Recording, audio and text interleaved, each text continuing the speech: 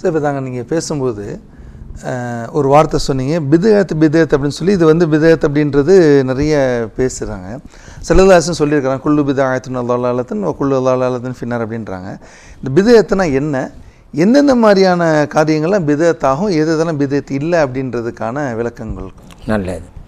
இப்போ சில பேர் பிதஅத்துங்கிற வார்த்தையை மூச்சுக்கு முன்னொரு தடவை சொல்லிக்கிட்டே இருக்கிறாங்க.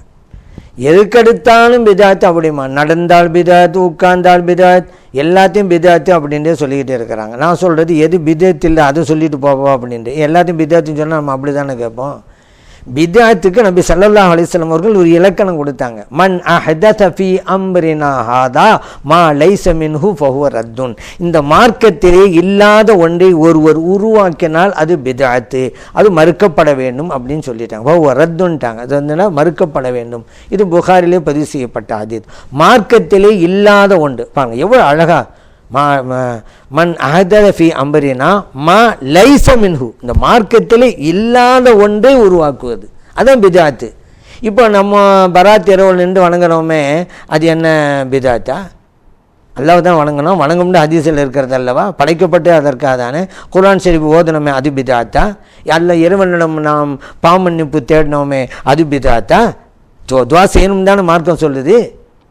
அதனால் இதுவும் பிதஅத் இல்லை. மார்க்கத்து இருக்கிறது தான் செய்கிறோம். துவா ஓத வேண்டும் இருக்கிறது, யாசின் ஓதனும் இருக்கிறது, தொழுதும் இருக்கிறது, பகல்ல நோன்பு வைக்கிறோம் இருக்கிறது, மார்க்க உள்ளதை செய்கிறோம், அது பிதஅத்தே கிடையாது. நபி ஸல்லல்லாஹு அலைஹி வஸல்லம் மா லைஸ மின்ஹுன்ட்டாங்க, மார்க்கத்திலே இல்லாத ஒன்று. ஏன் இப்படியெல்லாம் சில பேர் கண்டதையும் பிதஅத்துன்னு சொல்லியிருப்பாங்கன்னு சொல்லி தான் அழகான ஒரு வரைமுறையை கொண்டு பண்ணாங்க, மா லைஸ மின்ஹுன். அப்போ நீங்கள் கேட்கலாம், அப்போ எது தான் பிதஅத்து அப்படின்னு நீங்கள் கேட்கலாம். பிதஅத்து இருக்குது, மார்க்கத்திலே இல்லாத ஒன்றை புகுத்துறது தானே. இப்போ மார்க்கத்தில் மௌலிது ஷரீஃப் ஓதுவது இருக்கிறது, புகாரில் இருக்குது, சஹாபிகள் மௌலிது ஓதுனாங்க அப்படின்ட்டு. அது இல்லை என்று யார் சொல்கிறார்களோ அவர்கள் பிதஅத்துவாதிகள். யாசின் சூரா ஓதுறது இருக்குது மரணித்தவர்களுக்கு, அது இல்லை என்று யார் சொல்கிறார்களோ அவர்கள் பிதஅத்துவாதிகள். அவருடைய சொல்கின்ற கருத்து பிதஅத்து.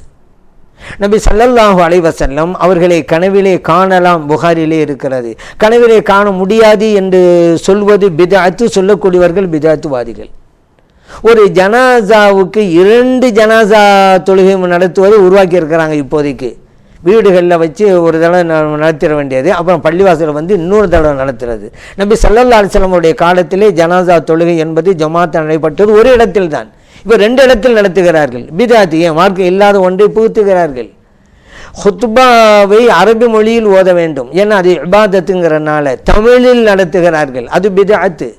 இப்படி மார்க்கத்தில் இல்லை. ஜக்காத்து ஒவ்வொரு வருஷமும் கொடுக்கணும், ஜக்காத்து இல்லை ஆயுளுக்கு ஒரு தடவை போதும், பிதஅத்து.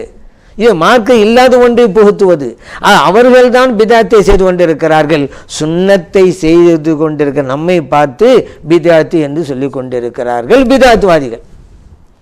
நாம் செய்வது சுன்னத்து, ஆகவே சுன்னத்துவாதிகள், அதாவது சுன்னத்து வ ஜமாத்து.